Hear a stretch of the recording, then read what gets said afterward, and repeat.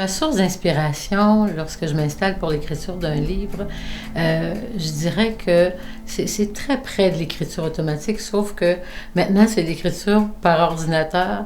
Et D'ailleurs, j'ai jamais aimé ce terme-là d'écriture automatique. C'est tellement froid et impersonnel. C'est une écriture inspirée. Alors, le livre que je viens de publier, justement, De l'enfance au paradis, m'a été inspiré à partir d'une légende que j'avais déjà écrite, mais après ça, j'ai laissé venir au fur et à mesure dans chaque chapitre le dénouement. J'écris de la même façon que vous lisez le livre, c'est-à-dire qu'en écrivant, je découvre l'histoire. Et ça, ça va toujours me fasciner. Alors, pour répondre à cette question, c'est que oui, c'est à partir d'une forme de channeling que j'écris aussi mes livres. C'est le 9e ouvrage oui. que tu livres. Oui.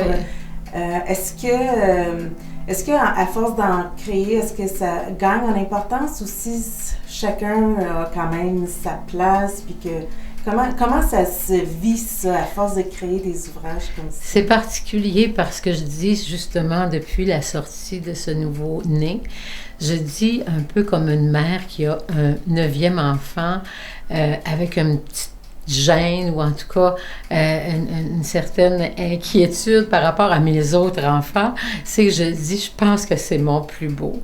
Et je pense qu'en réalité, ils sont tous beaux. Dans leur âme, chacun a sa mission, chacun a son message. Et c'est les lecteurs et les lectrices, dans le fond, qui me répondent à cette question-là, Geneviève, parce que les lecteurs, les lectrices vont me dire, moi, c'est le petit livre de Joshua qui a changé ma vie. D'autres vont dire, moi, c'est ma vie après ta mort.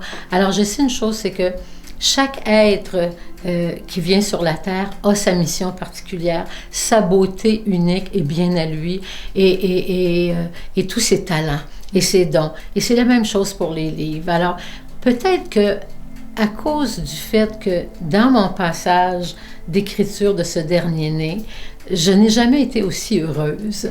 Alors, c'est peut-être pour ça que moi, je le trouve plus beau, parce qu'il a été conçu dans le bonheur. Et ça m'amène à dire aussi qu'enfin, mon Dieu, qu'on n'est pas obligé de souffrir pour créer. Et souvent, dans l'âme des créateurs, des artistes, on a souvent dit ça, hein? Il a créé ce qu'il y avait de meilleur quand il était en détresse ou qu'il était en état de choc ou dans une période difficile de sa vie. Je suis pas sûre que c'est nécessaire. Ça se peut qu'on aille puiser très profondément dans ces temps-là. Mais moi, je peux dire quelque chose très clairement, que dans le bonheur, on a des sources d'inspiration inépuisables et qui ressortent de la joie, mais en même temps, ça ne m'a pas empêché de nommer la peine, la tristesse, les passages difficiles, parce que ce livre-là commence par la mort d'une petite fille de 4 ans. On touche quand même à la blessure ultime à l'être humain, la perte d'un enfant.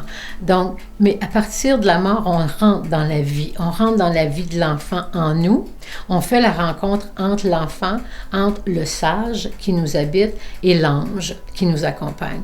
Donc, mes réponses sont longues, mais c'est simplement pour te dire que c'est tout à fait unique. Chaque naissance est unique, mais je suis tentée de dire que c'est mon plus beau pareil. Alors, Marjolaine, quelle est ta mission à toi? J'aurais envie de te dire que ma mission est simple, hein? C'est d'être heureuse. Mais je sais que c'est pas ça que tu m'entends. Alors, ma mission principale, je l'ai reconnue depuis plusieurs années et je la nommerais tout simplement comme étant une mission de messagère. Savoir être le messager, ce n'est pas être le message. Et c'est là toute la grande différence. Savoir apporter la lumière à la Terre, il faut d'abord l'avoir découvert à l'intérieur de nous. Alors, à travers tous mes passages de guérison, j'ai retenu à chaque fois, je pense, les messages qui ont été curatifs pour moi, qui ont été libérateurs et guérisseurs, et je les transmets à nouveau. Être un canal, tu sais, souvent, il y a des gens qui me disent, quand tu es médium, tu n'as pas le choix de l'être et c'est ta mission pour la vie. Il y a 1000 interprétations. Dieu, dans sa grande bonté, nous investit de dons et on a le libre arbitre toute notre vie de s'en servir ou pas. Alors moi, ma mission, je l'ai choisie je l'ai choisi consciemment, je l'assume, mais ça ne veut pas dire que demain matin, je ne vais pas avoir envie que ma mission s'interprète d'une autre façon. Je pense que la mission, c'est un pacte, c'est le contrat avec le divin dans notre incarnation, et c'est à nous de la reconnaître. Quand les gens me demandent « Qu'est-ce que tu penses que c'est, moi, ma mission? » Écoute, c'est ça que je leur réponds. Je pense que ta mission, c'est d'être heureux. Et peut-être que ta mission, c'est de découvrir ta mission. C'est bon.